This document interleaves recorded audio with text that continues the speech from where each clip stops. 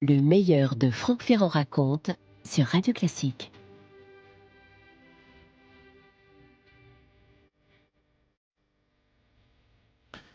En un demi-siècle de correspondance amoureuse, oh oui, très amoureuse, Juliette Drouet aura écrit quelques 22 000 lettres à son Victor Hugo, celui donc qu'elle appelait son Totor. Mais qui était-elle? D'où venait-elle? Elle venait d'une certaine forme de misère. Elle était née le 10 avril 1806. 1806, ça veut dire qu'elle avait donc 4 ans de moins que Victor. Elle était la fille d'un breton installé à Fougères au lendemain de la Terreur. Le breton en question s'appelait Julien Gauvin. C'est pour ça on va la baptiser Julienne. C'est son vrai nom, son vrai prénom, Julienne. Sa mère s'appelait Marie Marchandet. Elle avait déjà eu 3 enfants auparavant et l'accouchement a été très difficile. La mère est morte quelques mois seulement plus tard et Julien, je veux dire le père, a été inconsolable et ça a été pour lui tellement dur de supporter la mort de sa femme qu'il a fini par la suivre dans la tombe, ce qui veut dire que la petite Julienne se retrouve orpheline. Elle est confiée à l'hospice des enfants trouvés. Seulement un jour, un de ses oncles, qui est sous-lieutenant à la 41e compagnie de canonniers et garde-côtes, ça ne s'invente pas, qui se trouve en garnison à Camaret, se rappelle l'existence de la petite. Il s'appelle, lui, René Drouet. Il se trouve qu'avec sa femme, il n'arrive pas à avoir d'enfant. Sa femme, c'est la sœur de la pauvre Marie Marchandet. Et donc, l'oncle et la tante de Julienne vont être attendris et vont décider d'élever ce bébé. C'est une enfance, comment est-ce qu'on pourrait la décrire? Une enfance de bord de mer, une enfance océanique. Imaginez cet enfant qui court sur la grève et qui toute sa vie gardera l'amour de la mer. Un amour qu'elle saura transmettre à Hugo. À 9 ans, elle est placée chez les dames de Sainte-Madeleine, rue du Saint-Jacques. Elle n'est pas très heureuse, il faut bien le dire. Les enfants sont nourris de poissons pas frais, c'est elle qui le racontera ad libitum. Sont nourris de vieilles pommes de terre et de fruits avariés. Et alors, il y a une punition qu'elle vit, elle, comme très humiliante. Et c'est vrai qu'elle n'est pas terrible, cette punition-là. Quand les gamines ont bavardé, on leur fait faire des croix sur le plancher avec la langue. Je cite Julienne. Julienne, je l'appelle encore comme ça pour le moment. Les croix devaient être marquées par la salive par terre et quelquefois on vous en imposait jusqu'à 50 et 60, mais toujours on avait des boutons. Et oui, et il y a pire, c'est que les élèves lavent leurs assiettes et leurs couverts dans une sorte de récipient en terre et si par hasard et la religieuse trouve dans l'eau grasse quelque chose qui n'aurait pas dû s'y trouver, des débris si vous voulez, elle oblige les responsables à les repêcher et à les manger. Voyez le genre d'éducation. Cette année à ce régime, dans ce couvent.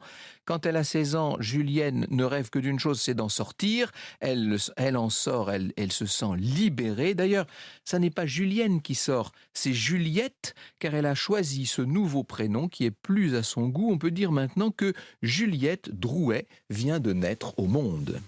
Franck Ferrand sur Radio Classique. On est là en 1822, alors qu'est-ce qu'elle va faire là pendant 3 ans? Pour être honnête, personne n'en sait rien, on peut imaginer le pire. On ne retrouve sa trace qu'en 1825, elle est à ce moment-là devenue modèle chez Pradier. Ça veut dire qu'elle pose nue pour ce sculpteur à la mode, pour Pradier, qui est une sorte d'athlète de 33 ans. Il a une tête de mousquetaire, je la cite, elle, nous le décrivant, toujours drapé dans une large tunique de velours grenat dont le col ouvert sur la poitrine laissait échapper des flots de dentelle.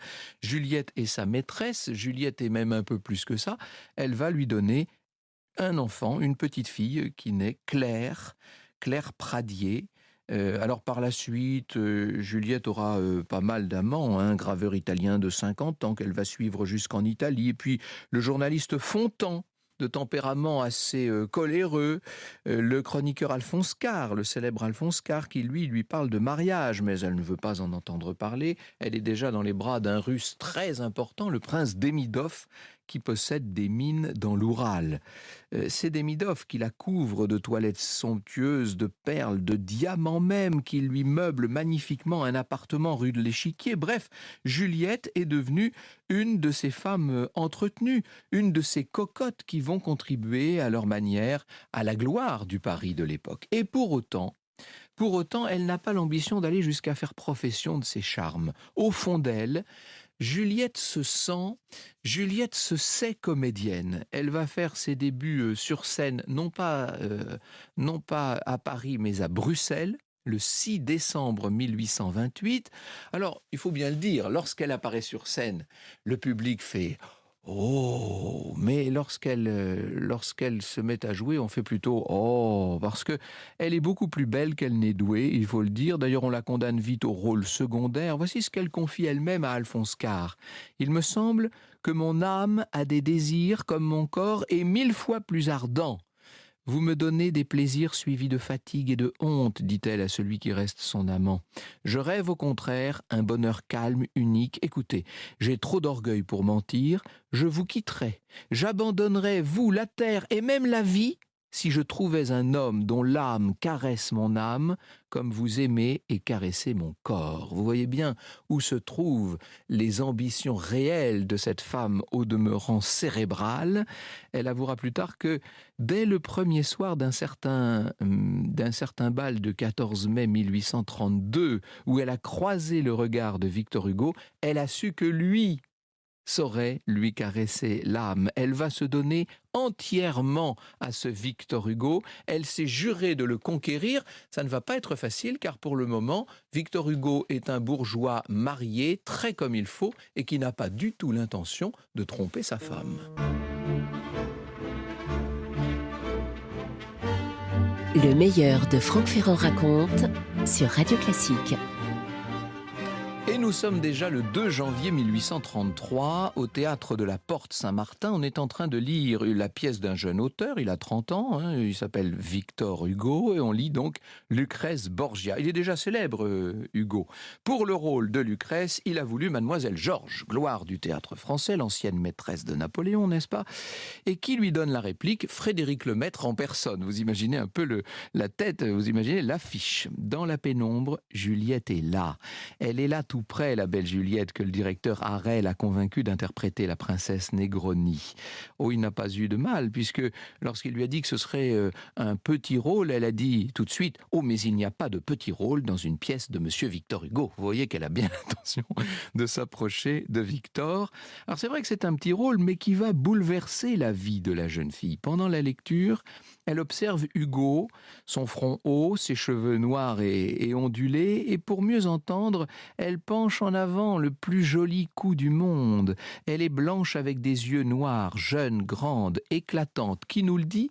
Mais c'est Hugo lui-même. Je vous ai dit qu'il avait 30 ans, elle en a 26. Alors, imaginez-la dans une ravissante robe de chez Herbaut, une robe en satin des Indes couleur maïs dont le corsage laisse les épaules entièrement libres. La vérité, c'est que Hugo l'a remarqué lui aussi lors du fameux bal du printemps précédent. Tout en elle est feu qui brille, ardeur qui rit, dit-il. Alors pourquoi est-ce qu'il ne l'a pas abordé? Mais parce qu'il est fidèle, je vous l'ai dit. Il s'est marié à 20 ans, il n'a jamais trompé Adèle, dont il a longtemps cru qu'elle serait l'unique amour de sa vie, même si depuis, les choses ont fortement évolué. Et voici que ce jour-là, dans le foyer du théâtre de la Porte Saint-Martin, ils sont en train, tout simplement, de tomber amoureux l'un de l'autre. Hugo va rester prudent, néanmoins, il se méfie des comédiennes, et après tout, se dit-il, qu'adviendrait-il si elle l'entraînait dans sa vie? D'emblée, il la traite différemment du traitement habituellement réservé aux artistes. Il lui baise la main, il l'appelle Mademoiselle Juliette, il refuse de la tutoyer, malgré l'usage dans les théâtres. La première va être triomphale et Juliette est remarquée au milieu de cette distribution incroyable. Je cite Théophile Gautier, « Elle n'avait que 2 mots à dire et ne faisait en quelque sorte que traverser la scène. Avec si peu de temps et si peu de paroles, elle a trouvé moyen de créer une ravissante figure, une vraie princesse italienne. Qu'elle est jolie, qu'elle est belle, nous dit Victor de son côté. Quelle taille, des épaules superbes, un charmant profil, quelle charmante actrice, quel air décent et distingué, intention, expression juste, profonde émotion, elle sent vivement. Il y a quelques rapports dans sa voix et sa manière avec Madame Dorval, mais quelle différence, Madame Dorval, pardon, mais quelle différence pour le naturel et l'âme. Avec une année d'expérience, elle sera parfaite. Elle sera notre première actrice du genre. Quel jeu, muet, quelle âme. Non mais il a complètement perdu. On peut dire là que Victor Hugo a complètement perdu le sens de la mesure et le lendemain il vient la féliciter. Bien sûr, il s'attarde dans sa loge et pourquoi pas. Et il revient comme ça et le lendemain encore. Il vit maintenant dans l'attente où il entrera dans la loge de Juliette et le 4e soir, le 6 février 1833, il lui dit je t'aime, et elle est prête à s'offrir à lui, mais il ne va pas tout de suite céder, lui, de son côté. C'est étonnant. C'est un amour qui doit mûrir d'une certaine manière. C'est dans la nuit du 16 au 17 février qu'ils sont invités l'un et l'autre à un bal de théâtre. Dans l'après-midi, il reçoit le billet suivant. Monsieur Victor, viens me chercher ce soir chez Madame Kraft. Je t'aimerai jusque-là pour patience. Oh, ce soir, ce sera tout. Je me donnerai à toi tout entière. Et il n'y aura pas de bal, hein, j'aime autant vous dire ce soir-là. Hugo gardera à jamais le souvenir de cette nuit. T'en souviens-tu, ma bien-aimée, lui écrira-t-il bien plus tard. Notre première nuit, c'était une nuit de carnaval, la nuit du Mardi Gras 1833. On donnait je ne sais dans quel théâtre, je ne sais quel bal où nous devions aller tous deux. J'interromps ce que j'écris pour prendre un baiser sur ta belle bouche, et puis je continue. Rien, pas même la mort, j'en suis sûr, effacera en moi ce souvenir. Toutes les heures de cette nuit-là traversent ma pensée en ce moment, l'une après l'autre, comme des étoiles qui passeraient devant l'œil de mon âme. Oui, tu devais aller au bal et tu n'y allas pas, et tu m'attendis, pauvre ange, que tu as de beauté et d'amour. La petite chambre était pleine d'un adorable silence. Au dehors, nous entendions Paris rire et chanter, et les masques passaient avec de grands cris au milieu de la fête générale.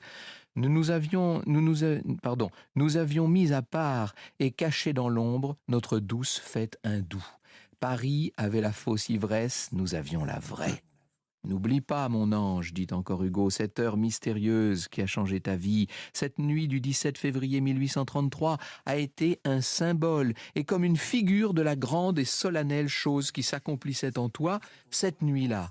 Tu as laissé au dehors, loin de toi, le tumulte, le bruit, les faux éblouissements, la foule, pour entrer dans le mystère, dans la solitude et dans l'amour. Et il dira, le 26 février 1802, je suis né à la vie.